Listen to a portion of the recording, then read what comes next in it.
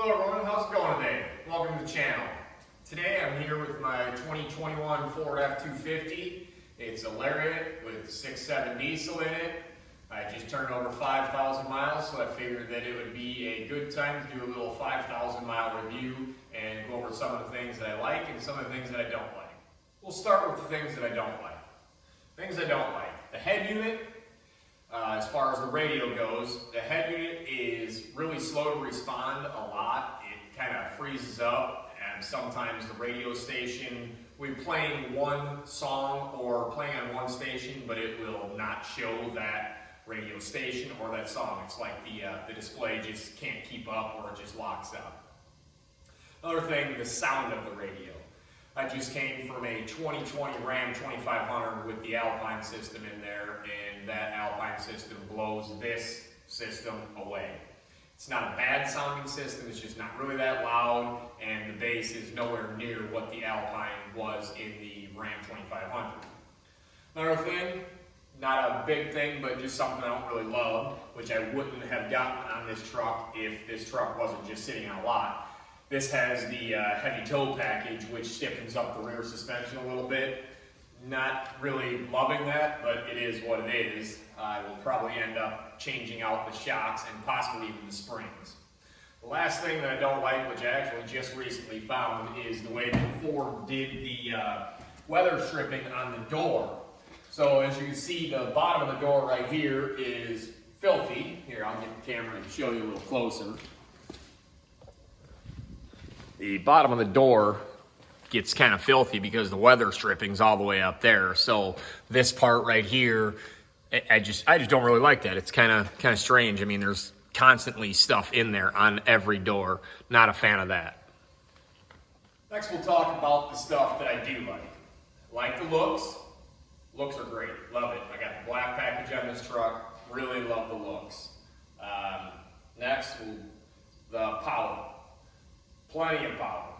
Way more power than any other modified truck that I've ever had. This thing tows like nothing's even behind it. We just got done driving all the way to Alabama, 14-hour trip each way. Power was there, going through the mountains, everything. Mileage was great, which is the next thing I was going to talk about. Got great mileage all the way down there and back.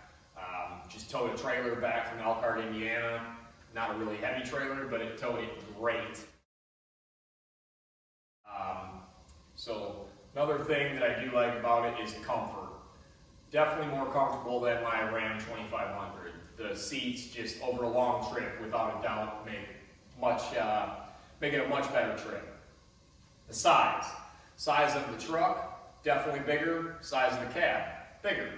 Everything in this cab just seems bigger. There's just more room all the way around. Headroom, leg room, everything. Gotta love that. So obviously there wasn't much that I disliked. The stuff that I like definitely outweigh the dislikes. We'll do a quick little walk around with the camera, and then we'll go over some of the stuff that I have done to it, just little modifications that I've done. Because as you can see, I have done a few things. Nothing major, no power stuff yet, just a bunch of stuff mainly just for looks. I really like the looks of this truck and just figure I'd change a few minor things. It's got 35-inch Nitto Exo Grappler tires on 20x9 Raceline clutch wheels. Really good look. Fits it, all stock suspension, fits it very well. It's got a Gator tonneau cover, which I got off of Amazon. That tonneau cover is the same one that I had on my Ram 2500. Right there, that's the brand and everything. Got it off Amazon, I believe it was right around $200. Put some WeatherTech mud flaps on it. I live on an 0.8 of a mile gravel driveway. I had to have something to not throw rocks all over the side of my truck. So the wheels and tires that I picked out do not stick out past the fender, and the mud flaps help a lot. So I only got the 11.5-inch wide tires. and I could have went 12.5. They still would have been covered just fine. Another little thing that I did Tremor running boards. I found some barely used Tremor running boards off of saw a guy on Facebook, and he had a set off of a 2020 Tremor that he took off pretty much when it was brand new. I really like this look because the ones that I had on there, they hung down so low, and this is just a much better look. Keeps it up nice and tight, and plus I think it's got a little better stepping surface, you know, a lot of anti-slip type stuff. The next small thing that I did, a lot of people really do not like the front valance. I got some pictures I'll show you of how I did it and what I did.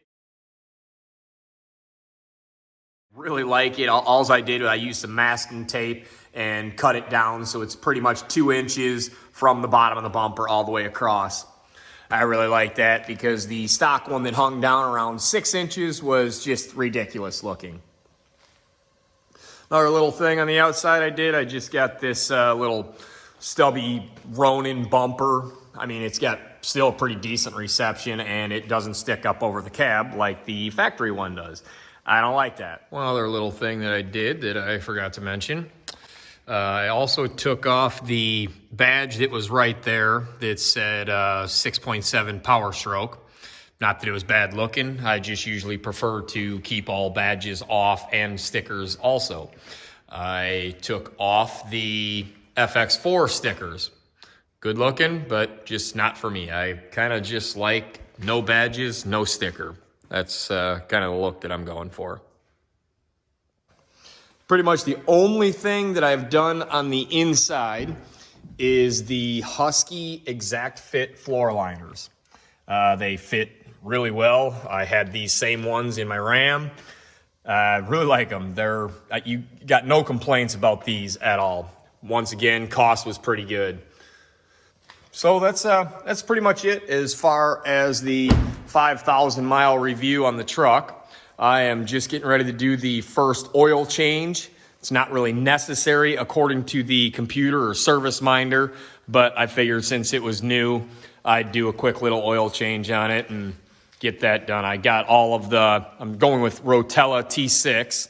I got the oil and the filter for $80, which that's not too bad. So anyway, if you liked the video, click like, and if you feel like subscribing, please do so. And I got other videos coming up pretty soon. I think we're going to do some stereo upgrades. Probably just start with the door speakers and the center dash speaker, see how that goes. If it's still not much of an upgrade, I will probably also do a subwoofer and an amp. That's where we're going to start for now. Nothing performance-wise or anything like that. Just it's got plenty of performance, so we'll start there. Thanks for watching.